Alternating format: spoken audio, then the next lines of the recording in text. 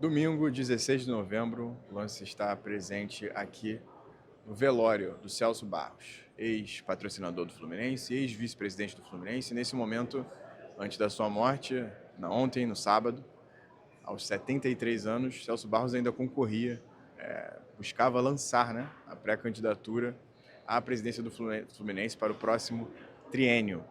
O candidato, no momento ainda não o candidato, buscava inscrições para chapas, inclusive no dia do seu falecimento, no dia 15.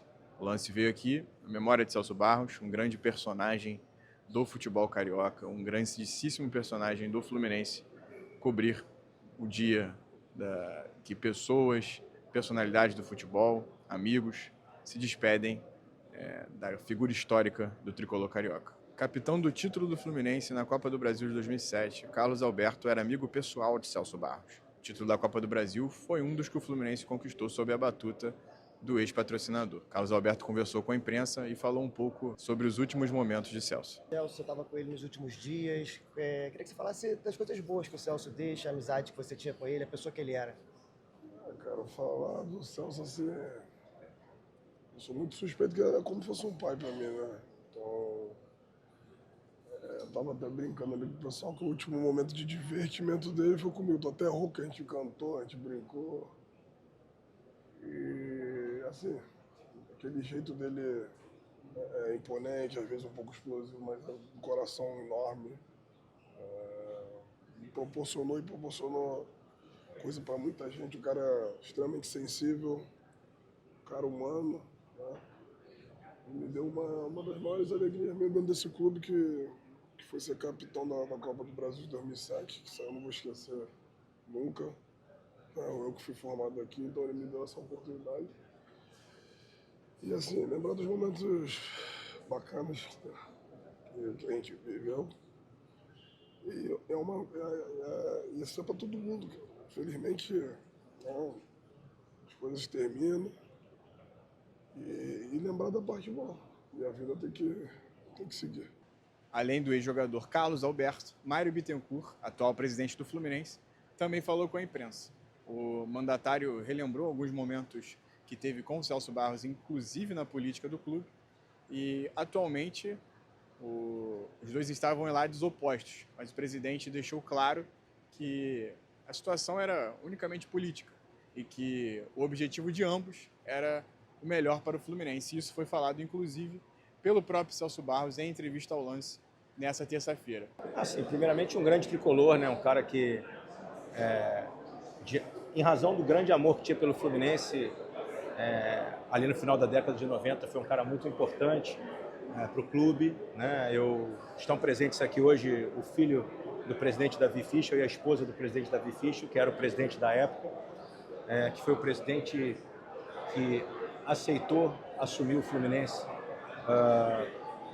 no final de 98, início de 99, e logo em seguida o Celso se juntou para patrocinar o clube, né, ainda na terceira divisão. E acho que esse é um momento, sem dúvida alguma, um dos momentos mais importantes da história do clube, porque se essas pessoas não tivessem naquele momento se juntado, e o Celso é uma delas, o presidente Horta também, o Parreira, que aceitou assumir o clube na terceira divisão.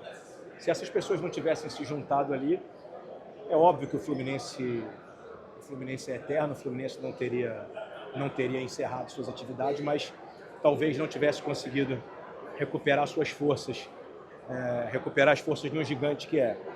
Então, enfim, hoje é um dia muito triste para nós, tá perdendo um cara que foi tão importante e tão decisivo na história do Fluminense, que é o Celso Barros. Então a gente tem muita gratidão, ele está sendo velado no lugar mais importante do clube, que é onde ele merece, no Salão Nobre. Ontem nós fizemos as devidas homenagens a ele, faremos mais no jogo de quarta-feira contra o Flamengo. Jogaremos de luto, faremos uma homenagem para ele no Maracanã, no placar, e algumas outras que a gente está pensando também. Para ele, para a família dele, que segue carregando o nome dele, o legado dele. E o Fluminense tem só que agradecer a essas pessoas. Eu fiz uma postagem ontem onde eu digo justamente isso, que é graças à força dos grandes tricolores que o Fluminense está de pé. né? E o Celso é um desses grandes tricolores que teve força, teve coragem para estar aqui no momento de muita dificuldade. E a gente, enfim, tinha uma relação de grandes tricolores. A gente esteve junto já politicamente, em chapas, esteve na oposição, esteve de lados divergentes, mas não inimigos jamais. É importante que as pessoas entendam isso, né? Nós somos todos torcedores do Fluminense, todos amamos o clube, todos temos o mesmo objetivo, que é ver um Fluminense gigante. Ele também tinha esse objetivo. Agora, especificamente, enfim, ontem era o dia, inclusive, que ele tinha que escrever sua chapa, etc. E nós estávamos, enfim, politicamente em lados divergentes, mas não, em hipótese alguma, sem a gente se gostar. A gente se falou na quarta-feira, tivemos uma ligação, foi muito bacana, um papo muito ameno, sobre o clube, enfim, sobre outras coisas. E falamos especialmente sobre as famílias, assim, eu tenho um respeito enorme pela família dele, ele tinha um respeito enorme pela minha. E a gente, enfim, bateu um papo, ele perguntou sobre as crianças, eu perguntei sobre os netos dele, sobre Dona Aparecida, que é a esposa, que é uma grande pessoa também, sobre os filhos. E aí falamos um pouco de Fluminense, falamos um pouco de política e ficamos de nos falar, enfim, ao curso aí da eleição, porque a data limite para a gente escrever as chapas era no sábado. E foi isso, assim. Infelizmente a gente estava aqui ontem, todos aqui. O sábado é um dia comum aqui durante as eleições dos candidatos estarem pelo clube. E, infelizmente ele estava num evento familiar, viria para cá depois. Nós estávamos ali em cima, no lugar onde a gente sempre se reúne, quando a gente infelizmente recebeu a notícia. Foi muito duro, assim, foi muito chocante para nós todos. Foi um momento difícil para todos nós que convivemos com ele, que conhecemos ele.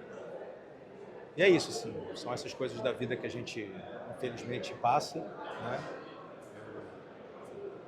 Lamento muito, desejo todo o conforto e paz para a família nesse momento, né? E que a gente possa continuar honrando o nome dele, né? Dignificando o nome dele.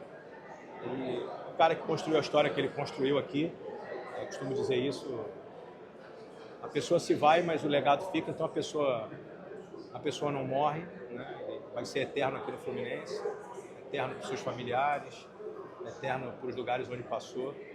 E é isso, assim, gente, é um dia triste para o Fluminense, um dia triste para a nossa torcida, um dia triste para nós que convivíamos com ele.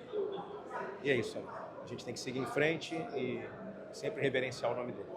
A entrevista iria ao ar quando o Celso Barros efetuasse, de fato, né, sua candidatura para a presidência, mas o ex-patrocinador do clube veio a falecer no sábado. Com isso, o editorial do Lance decidiu disponibilizar a entrevista como forma de memória, até porque durante a própria entrevista o Celso Barros diz que gostaria de voltar, ele se convida, né? Se coloca à disposição para retornar, para falar em um outro momento sobre outros assuntos, mas no entorno do Fluminense, né? Que é o que ele ama falar. Por isso, em memória de Celso Barros, o Lance deixa para você agora a entrevista na íntegra da época em que Celso Barros ainda estava buscando se candidatar à presidência do Fluminense. A entrevista foi gravada na terça-feira, dia 11 de novembro, 4 dias antes do falecimento de Celso Barros. Estamos aqui com mais a entrevista com o candidato à presidência do Fluminense para o triênio de 2026, 2027, 2028.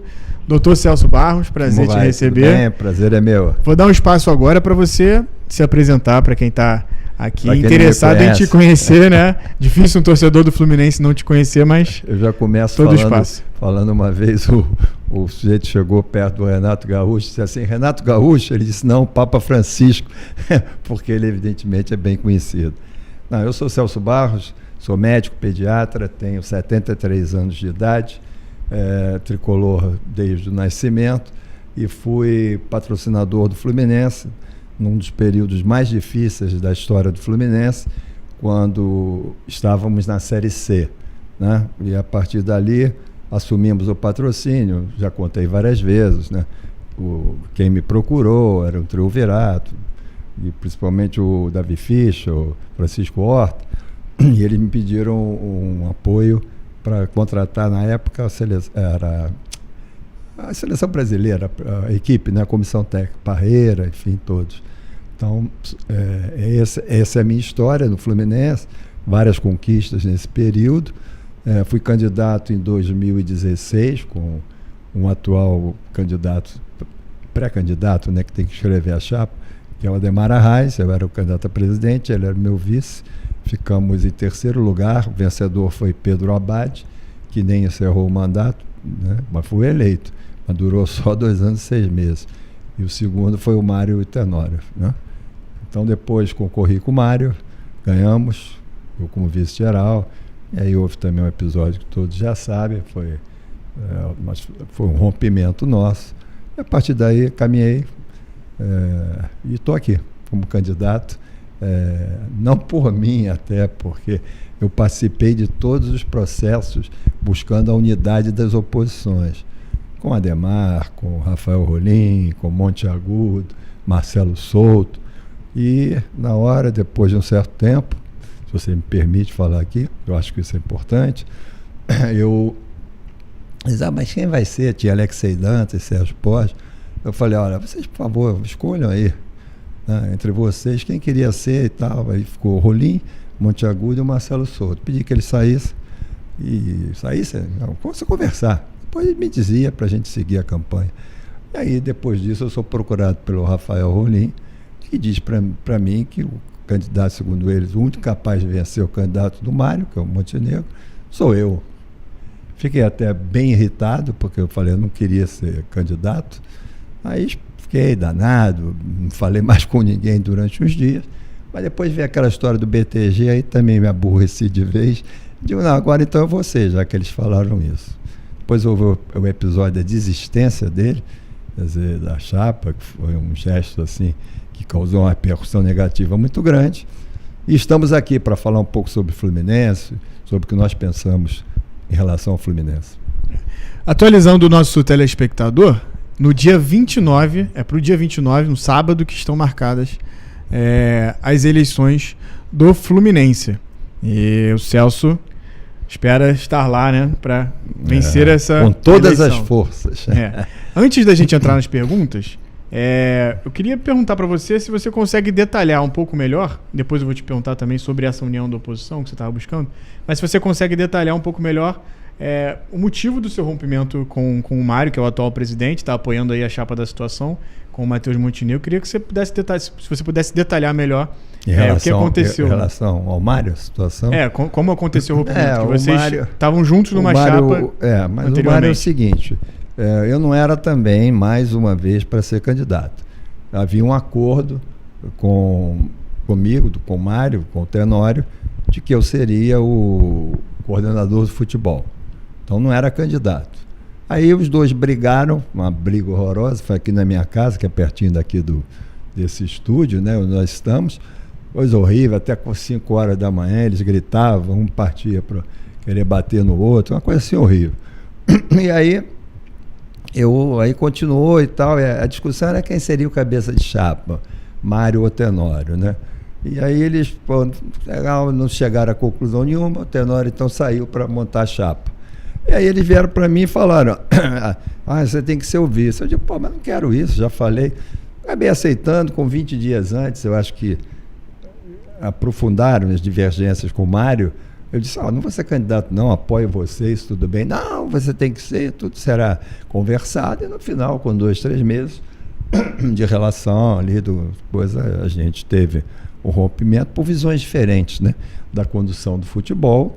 E eu achei muito desagradável, porque ele tinha um acordo de cavalheiro, coisa de homem, né? Aperta a mão, e era a função. E eu ajudei a eleger. Algumas pessoas dizem que eu fui mais importante até do que ele na eleição. Eu não vou dizer isso, mas que a gente tinha uma importância ali grande, lado a lado, tínhamos. E depois rompi e fiquei. Como eu tinha sido eleito para vice-presidente geral, fiquei quieto, mas como a minha história naquele momento era o futebol, aliás, como sempre foi, eu então resolvi ficar quieto, esperei o final, e no final até do mandato, eu disse que estava encerrando a minha participação na política, porque essas coisas às vezes dão um certo nojo na gente, viu, Eu gostaria de deixar registrado aqui que as eleições de clubes, às vezes, a eleição do Fluminense hoje é um negócio assim, não sei se a gente vai ter espaço à frente, mas muito complicado. Eu acho que a gente tem muita coisa para discutir pelo bem dos clubes, do Fluminense, no nosso caso, e pelo futebol, né? Então, na realidade, eu falei isso, 2022 não tive nenhuma participação e depois, em 2025, vieram com essa história que eu acabei que eu estou aqui, né? Agora, a minha outra pergunta, antes da gente iniciar devidamente, é sobre a união da oposição. Você disse que você estava buscando isso. Isso. E agora isso meio que acabou acontecendo, só que sem você, né? O Ademar Arraes, ele inicialmente não queria essa união, né? No caso, com a sua chapa, que era junto com o Rafael Rolim anteriormente. E agora o Rafael Rolim, depois de deixar sua chapa, se juntou à chapa do Ademar Arraes. Você tem algo a dizer sobre isso? Eu tenho muita coisa a dizer, né? Porque, na realidade, a união da oposição... Que oposição? Então, eu não sou oposição. Né? O cara, talvez, né? Não é tirar onda do meu nome, mais expressivo nessa campanha sou eu. É evidente que sou. Ora, eu posso não ser eleito, podem não gostar de mim, isso é natural. Mas, fora isso, não existe. Enfim, eu falo as coisas que eu penso, eu falo as coisas que eu acho que são melhores para o Fluminense. Então, dentro dessa linha. Então, não tem união de oposição nenhuma.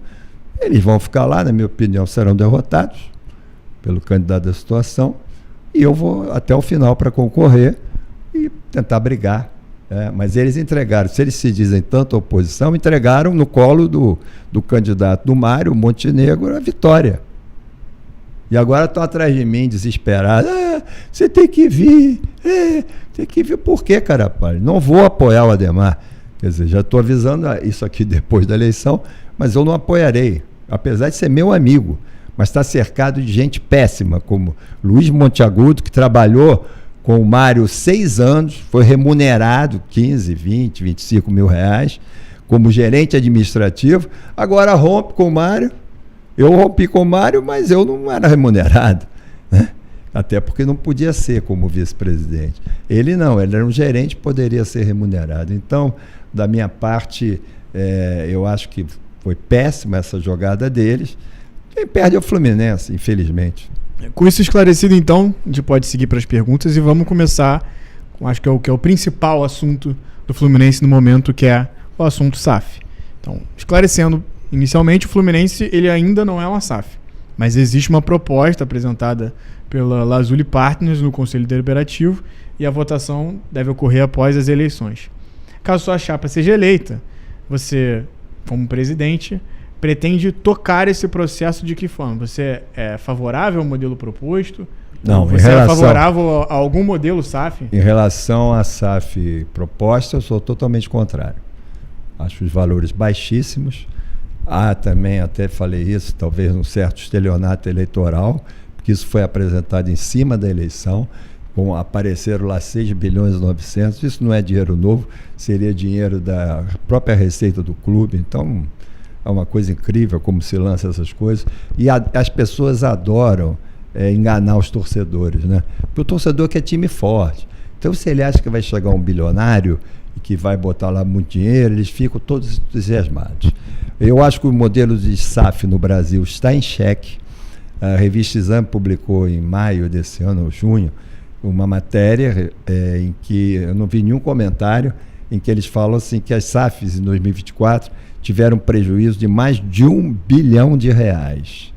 Tá? Então eles perguntam, o modelo está em xeque? O modelo no Brasil da SAF, para mim, está em xeque, sim. E aí eu poderia contar inúmeros casos. A do Vasco nem iniciou, né? O Botafogo foi campeão brasileiro, Libertadores, agora vive lá naquele momento que não sabe se o Texor fica, o Texor não fica, é a Igor, é não sei o quê. Caiu o padrão do time, evidentemente. Você vende Luiz Henrique Almada, é difícil você encontrar outros. Era o Arthur, que é bom jogador, mas não se compara do ponto de vista técnico. E o outro centroavante saiu, o Yuri, né? Aquele centroavante do Botafogo, que era muito bom. O Igor Jesus. Igor Jesus, que é um centroavante maravilhoso, saiu, não consegue repor assim. Então o Botafogo está ali, né? Ainda é um bom time, disputando ali, mas na realidade é difícil. O Atlético Mineiro, uma crise financeira é uma SAF terrível, porque aquilo ali, a família Manning tinha investimentos no Atlético, era uma família de atleticanos, e eles até fizeram a SAF de repente para ver se recuperavam um pouco do que botaram de dinheiro, é legítimo. Mas agora devem mais ainda do que colocaram. E o Atlético Mineiro está numa posição aí brigando pela Sul-Americana, que pode ser importante, né? Aí iriam para Libertadores. Mas no Brasileiro, que é para mim o campeonato mais completo, que mostra a melhor capacidade dos times, do ponto de vista de elenco, do ponto de vista de regularidade, eles estão numa situação ali mediana, né? No Campeonato Brasileiro. O Cruzeiro está bem no campeonato. O Cruzeiro foi aquela história, o Ronaldinho comprou, saiu da Série B e botou logo para vender. Botou para vender, por sorte, apareceu um cruzeirense, que é o Pedro Henrique, eu acho, supermercado de BH, uma coisa assim, que é uma pessoa que tem uma situação financeira muito boa e que botou lá 400 milhões. A família disse que não queria que ele fizesse nada, ele botou 400 milhões, isso aqui é meu, eu vou botar, e acabou. Botou, mas certamente já botou muito mais. O Cruzeiro já passou por um coordenador que já foi do Palmeiras, é um cara muito experiente, mas um cara que gosta de trabalhar com bastante recurso. Fez a contratação do Diniz, que foi um desastre, o Cruzeiro afundou, né? O Diniz, eu tenho a minha visão, mas também já coloquei várias vezes. E na realidade está aí. Então você tem o Bahia, que também é uma SAF, que está bem, mas o Bahia, não me parece que eles queiram fazer algo para ser, como a gente pode dizer, ganhar campeonato brasileiro, uma coisa assim. Querem estar ali, brigar para Libertadores, está ótimo também. Se o objetivo é esse, está perfeito. Aí você tem Flamengo e Palmeiras, que não são SAF, mas que são poderosos por toda a sua torcida, tudo isso, e nem tem por que virar SAF, entregar o patrimônio do clube, a riqueza do clube para o investidor ganhar dinheiro em cima. Não. O Fluminense está em 7º, não é SAF. É curioso aí, porque o Fluminense foi às semifinais do Mundial de Clubes. Semifinais. A SAF Botafogo ficou no caminho. Os grandes Palmeiras e Flamengo ficaram no caminho. Então eu acho que esse modelo aqui no Brasil está muito em xeque. Essa proposta, eu acho que se nós eleitos, podemos até ouvir de novo, vai aumentar. Agora o candidato da situação já está dizendo que não, nós vamos tentar aumentar. Quer dizer, ela é ruim. Agora vem com esse discurso. Né? E outra coisa, a transparência dessa SAF aí. Vai esse presidente da Lazuli, né? Como é o nome do negócio lá? Lazuli Partners. Lazuli Partners. Pô, o cara é um financeiro, um investidor, falando que o Mário é formidável, maravilhoso, o cara que mais tem de futebol. Pô, pelo amor de Deus. Então parece uma coisa assim, feita de um para outro, né? Um negócio assim, extremamente complicado. Então, eu acho que nesse modelo a gente não quer. Agora, eu não vou também aqui ser tonto de dizer que se apresentarem uma proposta maravilhosa para o Fluminense, o que eu não acredito, porque investidor quer ganhar dinheiro, e é legítimo. E é legítimo que eles queiram. Eu não vou estudar se for uma grande proposta. Mas também o nosso estudo será feito com pessoas independentes da proposta, economistas, né, contabilistas, financeiros, que avaliem aquilo. E não eu, com meus interesses pelo Fluminense só, e nem os caras com interesse pelo investidor. Então a gente vai olhar, e o que eu quero ampliar isso para fazer uma grande consulta aos sócios do Fluminense, entendeu? E na realidade, esses sócios, o projeto nosso é aumentar muito o sócio futebol, mas principalmente com uma situação de que esse sócio saiba que ele vai votar, que ele vai eleger o destino os mandatários do clube e que ele também vai ter oportunidade de se pronunciar sobre o que ele acha de eventuais propostas. Essa é a nossa ideia em relação a isso. Agora, sobre finanças. A atual gestão ela afirma ter estabilizado a dívida do clube, mantendo o valor nominal lá praticamente inalterado, né? Porque como eles colocam a dívida cerca de 100 milhões nominalmente maior, mas atualizando com a taxa da Selic, isso o próprio candidato à situação, Matheus Montenegro, fala, a dívida estaria em mais de 1 bilhão. Isso eles Qual falam. é a sua visão sobre essa estratégia de pagamento de dívida? O que você enxerga sobre isso e se você adotaria uma estratégia diferente que é adotada nesse momento? Não, na realidade, o balanço do Fluminense mostra 800 milhões, né? 800 e tantos milhões. O Fluminense é o sexto em endividamento. Primeiro é o Corinthians com 2 bilhões. Isso, aí vem um monte de SAF endividado. Então o Fluminense seria sexto. E na realidade, segundo, se o candidato disse aqui isso, foi bom lhe dizer, porque a dívida parece que é maior que 1 bilhão. Né? Agora, você tem situações hoje que são assim, muito diferentes da época que eu fui patrocinador. Hoje as competições pagam valores muito altos por jogar a competição, por ganhar uma parte, por evoluir. No meu tempo, patrocínio, o pagamento era irrisório.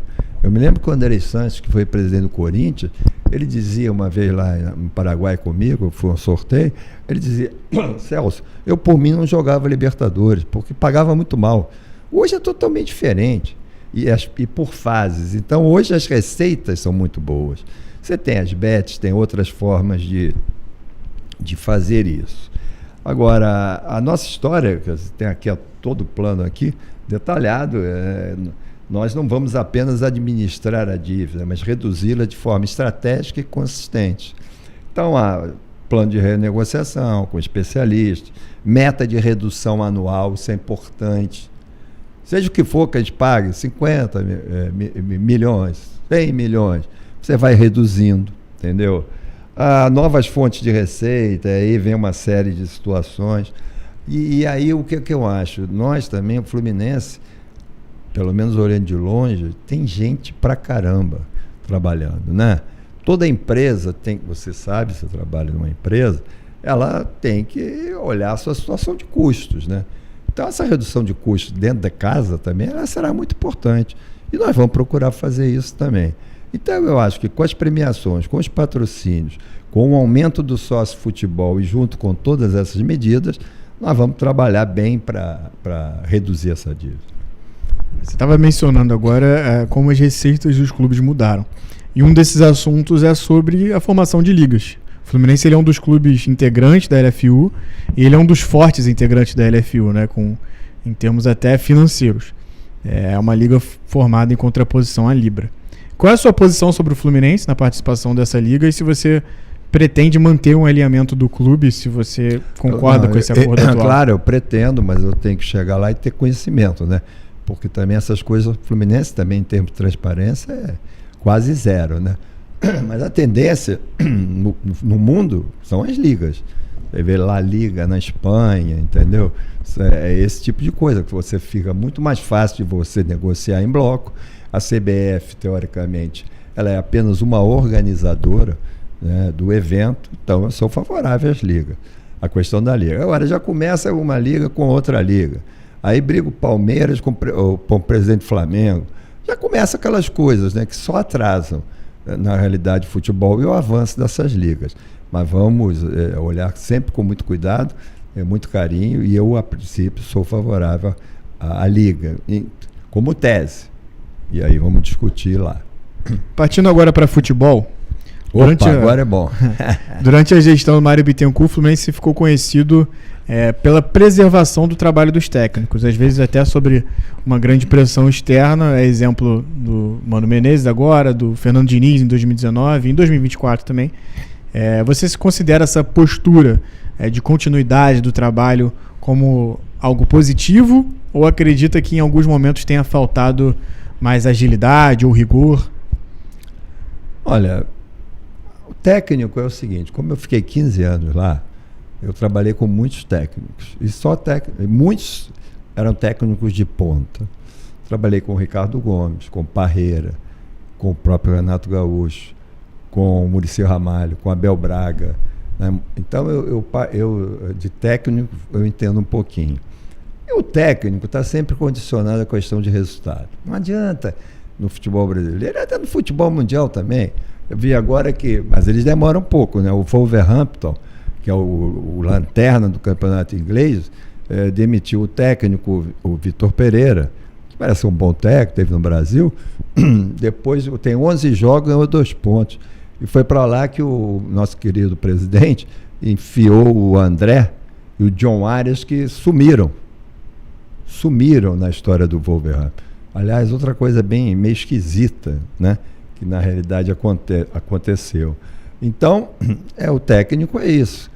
Por exemplo, as pessoas criticam, porque às vezes o técnico, eu adoro o Renato Gaúcho, é um bom técnico, ganhou 2 Copas do Brasil, ganhou Libertadores, uma conosco, uma com o Grêmio, ganhou a Libertadores pelo Grêmio, foi vice-campeão da Libertadores com o Fluminense, vice-campeão da Libertadores com o Flamengo, ganhou não sei quantos campeonatos gaúchos, Recopa Sul-Americana, é um técnico que tem história. Às vezes o Renato se extrapola em alguns comentários, né? E aí isso prejudica. Agora, o trabalho do Renato levar o time do Fluminense, com as limitações que tem, a ser o 4º colocado no Mundial de Clube, é uma coisa extraordinário. Isso aí, se as pessoas me disserem que não é, eu acho que está todo mundo cego. Então, eu acho que ele conseguiu isso. Então, eu acho que é isso. Nós estamos vendo, assumindo. Quem é que está lá? O Zubeldia. Vamos analisar o trabalho dele, né? Se considerarmos que o trabalho dele é positivo, ele vai ficar. Mas no futebol, eu não sei se tem a pergunta aí, eu vou ter uma estrutura bem diferente dessa estrutura do Fluminense e dos outros clubes. Quando puder, eu falo aqui. A gente já pode entrar aqui nessa estrutura. Antes, eu vou te perguntar sobre contratações, e aí depois disso a gente já abre para esse formato de estrutura.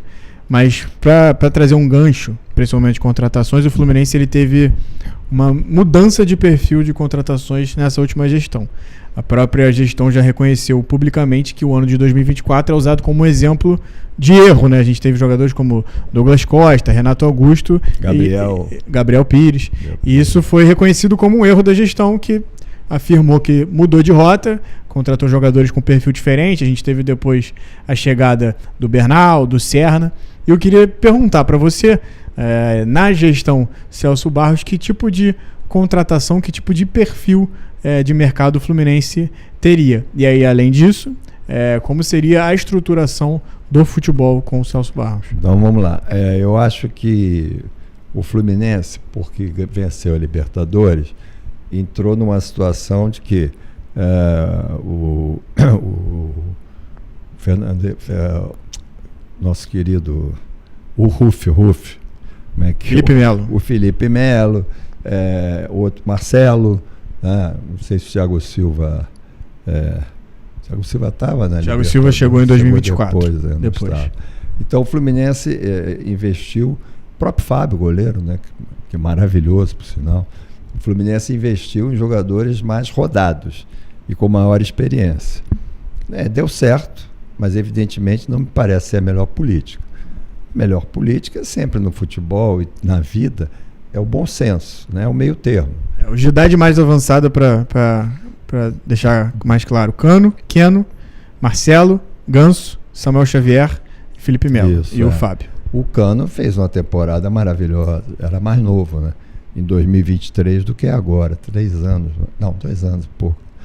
O Cano fez uma temporada maravilhosa, mas hoje ele já está com mais idade também, teve lesões, isso prejudica, né, o desempenho dele. Então eu acho que essa política foi boa, mas aí vem 2024, o que é que nós vamos fazer? A mesma coisa. Mas deu certo, aí traz Douglas Costa, Terãs, você já citou aí, Gabriel Pires, outros jogadores, e aí foi uma desgraça. A gente quase é rebaixado. E na realidade o Diniz, a época, né, era o Diniz concordava com essa política, né? E que eu acho que ela foi ruim para o Fluminense. Quase que o Fluminense é rebaixado em 2024 pelo equívoco de planejamento de contratações por manter um modelo que foi vitorioso numa competição, mas que não dá para repetir todo ano. Você tem que usar, por exemplo, o Fluminense não tem espaço para jogador da base jogar, porque você tem 4 caras pela esquerda, aí o Riquelme fica onde? O lateral Fidelinho, né? Júlio Fidelis, filho do Fidelis. Porra, o garoto entrou, jogou bem, mas tem o Samuel, tem Guga, renovado o contrato por 4 anos. Quer dizer, eu vi um Davi Schwindt, zagueiro. Schwindt, que parece que me jogou muito bem, Mas o cara não tem como jogar, porque tem o Thiago Silva, indiscutível. Mas aí você tem Manuel, Igor Rabelo, Thiago Santos, Freitas. Como é que o garoto vai jogar? E talvez o garoto seja melhor do que alguns desses que eu citei, tecnicamente. Então o Fluminense tem que fazer uma mescla, tem que dar espaço. A ideia nossa é que haja em percentual, futebol também não é muito essa certeza, que possamos usar jogadores da base, né? 10%, 20% da base, mesclando, dando oportunidade a esses jogadores de subir. O jogador do Fluminense, na realidade, é outro problema de Xerém, ele já é vendido antes de performar no time principal. Então isso seria para os jogos, né? Porque o Fluminense ele já tem uma política de ter um percentual de jogadores da base treinando como profissional. Isso seria para jogar de fato. Para jogar, porque também não adianta o cara ficar treinando só lá. Se o cara tem um bom desempenho, bota ele para jogar, né? E a saúde hoje é muito importante no futebol. A intensidade do futebol hoje é enorme. Então, se você não tiver pulmão, não vai aguentar jogar, né? Então, eu acho que isso seria muito importante. Agora, falar da estrutura do futebol. Nenhum candidato, na realidade, e aí volto a dizer, não é ser humilde ou não ser humilde, tem um projeto que eu tenho. O projeto que eu tenho, depois que passar as eleições, eu posso até dizer de onde é, mas é de grandes clubes brasileiros, dos maiores. Então, a gente terá um coordenador de futebol, que eu chamo de CEO, né? Que será um gestor e um cara da bola. Não serei eu, sou presidente. Claro, muito menos o Mário Bittencourt, de CEO do futebol. Pode até ser CEO do clube, o Mário lá, nessa composição. Mas do futebol, acho que não tem nada a ver, né? Então vai ser um profissional de mercado que tenha esse perfil. Abaixo e conhecendo muito de base. Conhecimento grande de base. Você já tem esse nome definido? Tenho já definido, apertado a minha mão.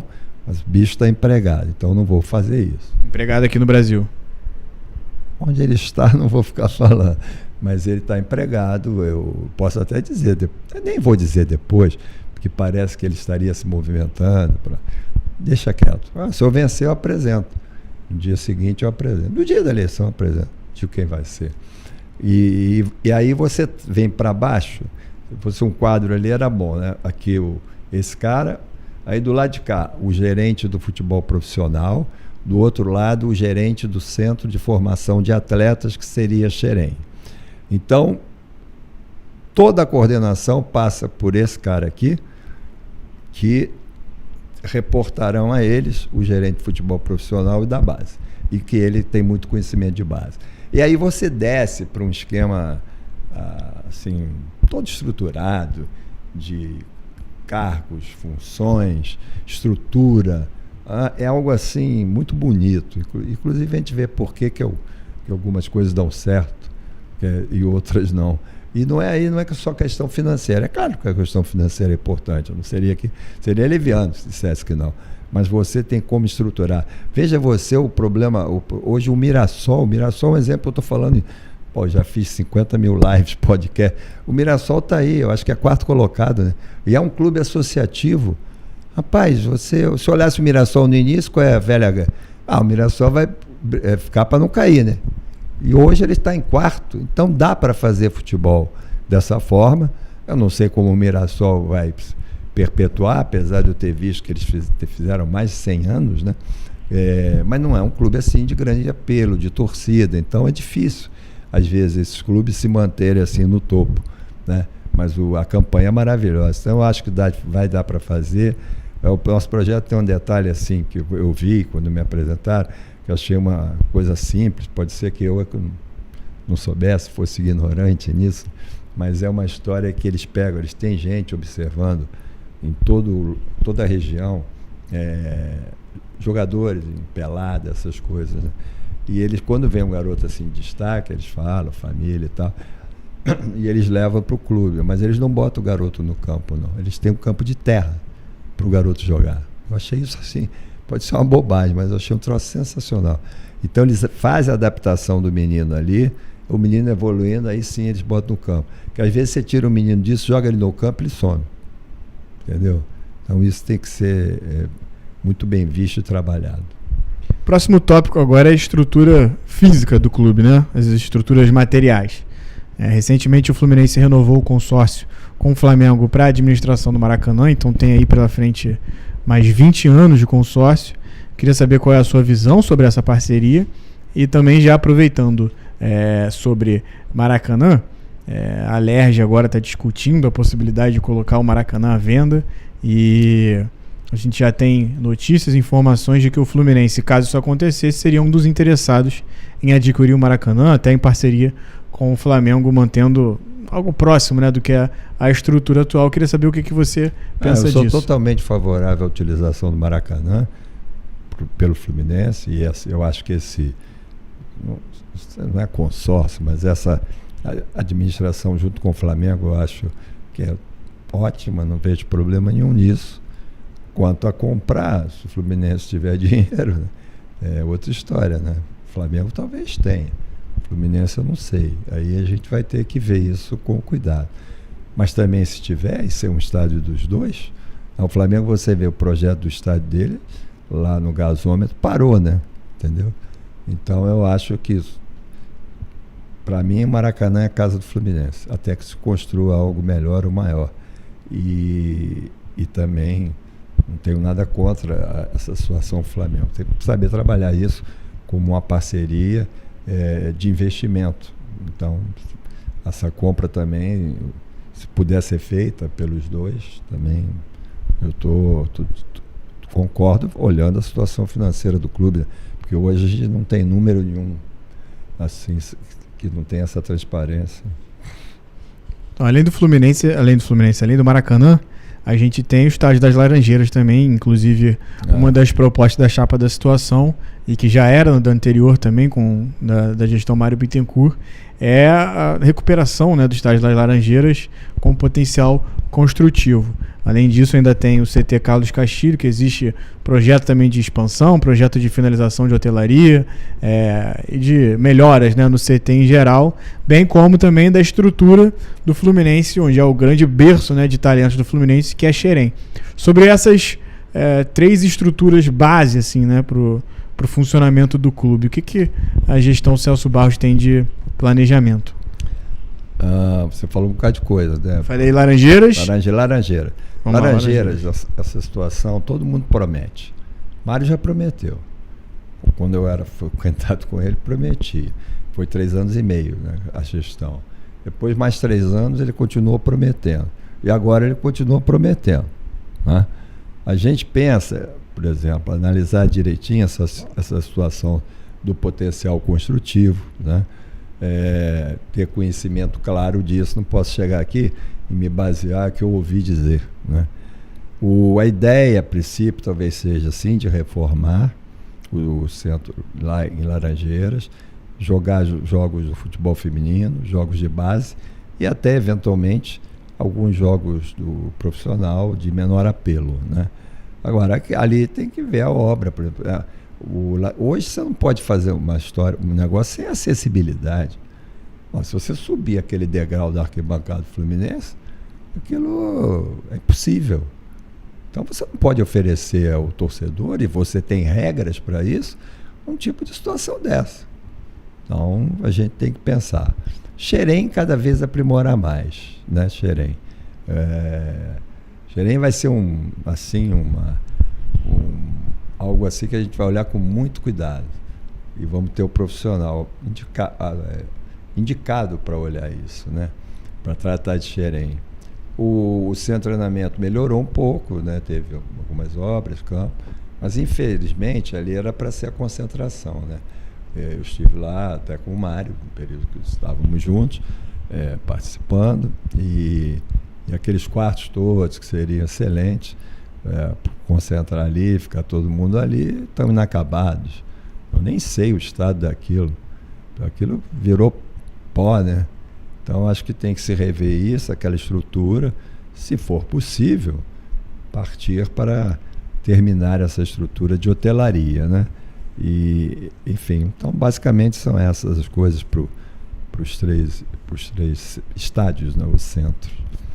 Seguindo agora, trabalhando um pouco mais o tema de comunicação e sócio-torcedor, nos últimos anos o Fluminense ele teve um destaque no meio digital, principalmente agora no Mundial também, em redes sociais. Como é que você pretende trabalhar essa área da comunicação? Que tipo de estratégias a gestão enxerga para avançar nesse meio que hoje, né, na era digital, é tão importante? Não, hoje é fundamental, né? A gente vai procurar trabalhar com os melhores especialistas nessa área. Eu acho que na realidade, o Fluminense, e qualquer clube, né, brasileiro hoje, qualquer político, qualquer governo, depende muito da questão das redes, para mostrar suas ideias, mostrar o seu trabalho. Então nós vamos dar uma atenção especial a isso, mas vamos contratar gente que saiba fazer. Não pode ser o amigo do presidente, que é meu amigo, não pode ser o fulaninho, beltraninho, que é meu parente, entendeu? Nós temos que ir ao mercado para montar isso, e já temos hoje alguns contatos para essa área de comunicação, aguardando apenas a situação da eleição. Outra pergunta sobre o sócio-torcedor. Você já disse mais ou menos que o seu planejamento era aumentar bastante, né, o número de sócios. E eu queria saber quais são as estratégias que você vai usar para isso. Eu acho que, na realidade, eu falava isso quando estava lá com o presidente atual, falei muito isso em Brasília, em Vitória. Infelizmente, o Fluminense parece que perdeu, né? Apesar da Libertadores, perdeu muito sócio, alguns sócios de futebol. Acho que o sócio de futebol ele é fundamental. Mas eu não quero você acreditar que a coisa mais importante é você abrir a mente das pessoas para entender o papel mais importante para mim desse sócio, é que ele entenda que é ele que vai fazer o destino do Fluminense. Cabe a ele ter lá os seus 2 anos, escolher presidente, poder votar. Isso é democrático, né? E não adianta o cara estar morando lá em Manaus, paga o sócio e ele não pode votar. O voto online terá que ser implantado imediatamente. Como nessa eleição a gente está tentando, mas vai ser difícil talvez o online, porque o Ministério Público até disse que era muito natural, que eles votam lá de qualquer lugar no aplicativo. Mas talvez a gente vai lutar também para isso, que hajam mais locais de votação aqui, né? Você pode ter uma urna na Baixada, você pode ter uma urna na Zona Oeste, pode ter uma urna na Zona Norte. Por que não? Só obrigar o sujeito a ir às Laranjeiras. O cara mora longe, aí ele vai gastar ônibus, ou Uber, ou táxi, o carro não tem onde parar, ele vai ter que lanchar, não sei o quê. Quer dizer, se ele puder ter esse acesso, eleições gerais são assim. A urna tem que estar próximo do cidadão para facilitar o voto, entendeu? Para ele poder expressar de forma clara o seu pensamento. Então, eu sou favorável a que a gente consiga isso agora e que o sócio compreenda isso. Porque eu sou presidente, mas eu sou representante da vontade. Eu não posso ser lá 200 conselheiros, como no caso da gestão atual. Todos são deles. Então, se eu apresentar qualquer coisa, o nego aprova tudo, né? Então, se a gente ampliar esse número de sócios, a discussão ficará muito mais rica e a participação também, nesse sentido. Agora, seguindo aqui para um dos últimos temas, futebol feminino e olímpicos, né? Recentemente o futebol feminino fechou a parceria aí para treinar nas estruturas da Marinha, juntamente também com algumas outras modalidades do Olímpico. E especificamente o futebol feminino tem se tornado uma importante frente, né, de crescimento no futebol brasileiro. E a gente vê times aí como o Corinthians, por exemplo, que tem até tido um faturamento positivo com o futebol feminino. Como é que você pretende desenvolver isso no clube? Valorizar o futebol feminino do Fluminense, né? Eu não sei, ainda não posso te dizer como ficaria a estrutura do futebol feminino, porque não estudei isso, dentro do departamento de futebol. Então isso é algo que eu vou querer conversar com... Então seria dentro do departamento de futebol, não com os esportes olímpicos ou futebol feminino? Não, eu acho que nos olímpicos não. Acho que seria dentro daquilo. Mas aí pode ser aquela ramificação que eu fiz, que é do gerente do futebol profissional, gerente de centro de formação. Poderíamos ter um gerente do futebol feminino. ou uma gerente do futebol feminino. Então, para valorizar mesmo, porque você falou muito bem, hoje isso é fonte de receita também, cresce muito, né, o futebol feminino, e a gente vai trabalhar isso. Aí você falou uma outra coisa, o que era? Mais aí, além do futebol feminino? Falei dos esportes olímpicos, né? Que assim como o futebol feminino. Dando exemplo do Fluminense no vôlei, né? Que tem tido um crescimento grande. Vai bem no vôlei, por quê? Porque encontrou patrocinadores, né? O Fluminense tem dificuldade com a certidão negativa. Então, esses projetos incentivados fica difícil, né? O Fluminense já foi uma potência, esporte olímpico. Mas, na realidade, é um clube que é chamado de... Chamado não. Fluminense é Fluminense Futebol Clube. Então, basicamente, o carro-chefe é o futebol, né? As receitas, tudo. Mas a gente vai estudar isso. Por exemplo, eu adoro esporte. Então, se pudesse ter uma grande equipe de natação, se eu puder ter um time de basquete, eu vou brigar para fazer. Já ajudei o basquete do Fluminense também. E eu acho que a gente precisa incentivar dentro dessas limitações que se tem hoje, né?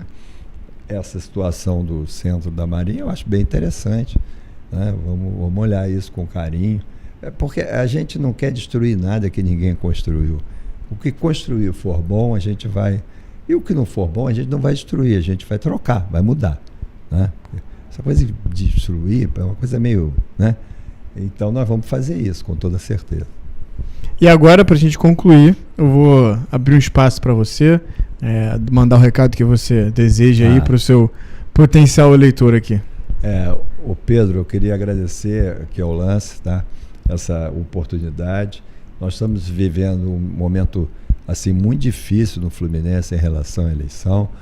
Essa exigência doida de 150 sócios, conselheiros efetivos, 200, né? 50 suplentes, é um absurdo. Os sócios quiserem determinado... os sócios quiseram, o sócio estava errado. Daqui a pouco você nem tem sócio proprietário, porque ninguém compra praticamente um título mais sócio proprietário. As pessoas morrem e contribuinte, daqui a pouco você não pode mais fazer chapa no Fluminense. Então a gente defende a participação do sócio futebol.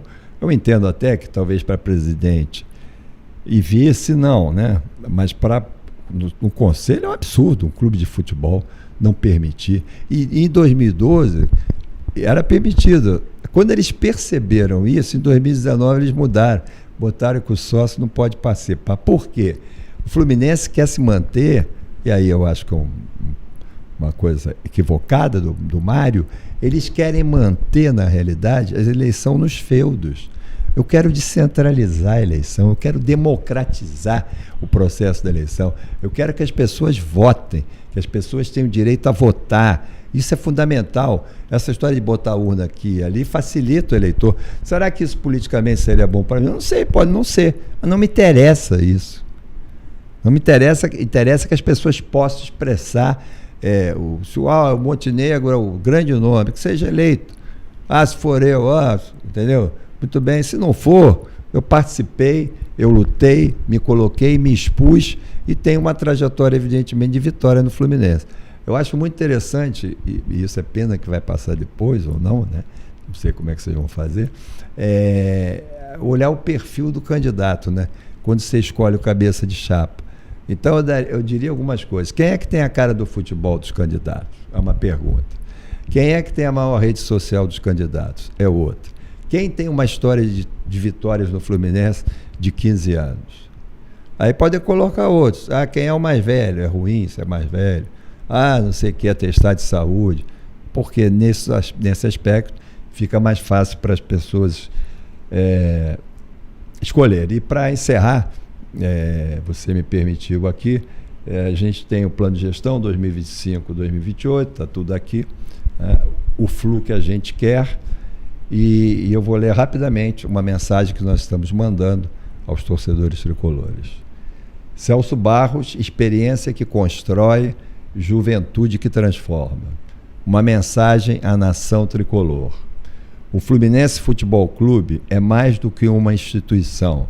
É uma paixão que une gerações, uma história de glórias que nos enche de orgulho e uma força que pulsa no coração de milhões de torcedores. Escreva esta carta não apenas como candidato, mas como um de vocês, um tricolor apaixonado que sente a urgência de ver nosso clube retomar o caminho do protagonismo sustentável, da vanguarda e das conquistas que nossa grandeza exige. Assuma este desafio com a serenidade da experiência de quem já esteve à frente de grandes projetos e com a energia de uma equipe jovem e altamente qualificada, pronta para executar uma transformação profunda. Nosso plano não é uma promessa vaga, mas um projeto detalhado, construído sob os pilares da governança moderna, da inteligência esportiva e da responsabilidade financeira. Observamos com atenção os modelos de gestão que levaram grandes clubes, aqui tem o nome dos clubes, eu não vou colocar, que aí, né, a patamares de excelência. Aprendemos com seus acertos, analisamos suas estruturas e entendemos que o caminho para o sucesso passa invariavelmente pela profissionalização, pela transparência e por uma visão de longo prazo. No entanto, nosso projeto tem alma tricolor. Respeitaremos nossa identidade, valorizaremos nossa cultura e potencializaremos o que temos de único, o talento inesgotável de Xerém e a força de uma torcida que nunca abandona. Este documento é um convite para que você, sócio e torcedor, conheça em detalhes o futuro que projetamos. Um Fluminense gerido com a precisão de uma empresa de alta performance e com a paixão que só nós tricolores conhecemos. Um Fluminense que honra seu passado glorioso, mas que tem a coragem de construir um futuro ainda maior. Junte-se a nós nessa jornada, o Flu é dos tricolores e junto vamos reconduzi-lo ao seu devido lugar, que é o topo. Celso Barros, nosso time é a nossa alma. A gestão do futebol será tratada com a máxima seriedade, combinando ciência, dados e a genialidade que corre em nosso sangue tricolor. Queria agradecer a vocês mais uma vez, como vai ser apresentado depois, mas aqui eu estaria pedindo o voto dos tricolores nessa eleição, mas espero que tenhamos oportunidade de voltar aqui em outro momento, quem sabe até como presidentes eleitos, me coloco à disposição ou em outra oportunidade para falar de futebol, para falar de Fluminense, que é algo que eu amo profundamente. Então, muito obrigado a todos, obrigado ao carinho enorme que a torcida tricolor tem comigo. É uma das coisas mais gratificantes. As pessoas, às vezes, dirigentes, são complicados, mas quando eu saio do Maracanã, as pessoas querem me abraçar, querem tirar foto, e isso mostra o carinho e o reconhecimento de 15 anos que nós tivemos à frente do patrocínio do Fluminense. Muito obrigado, Deus abençoe a todos. O Flu é dos tricolores, viva o Flu. Essa foi a última entrevista em vida de Celso Barros. O Lance teve a honra de ter essa participação de uma pessoa tão importante e nesse momento acontecem as homenagens. Você pode ver ao fundo algumas pessoas dando suas palavras de despedida, de homenagens a essa figura tão importante do Fluminense e do futebol carioca. Fica aí o vídeo como memória, como registro e como homenagem ao Celso Barros. O Lance presta condolências à família, aos amigos e aos tricolores. Coquinha! Celso! Um pouquinho mais, Celso! Parabéns, pô! Parabéns, pô! Saiu de caixa mesmo. Parabéns! Obrigado por tudo! Você é fantástico!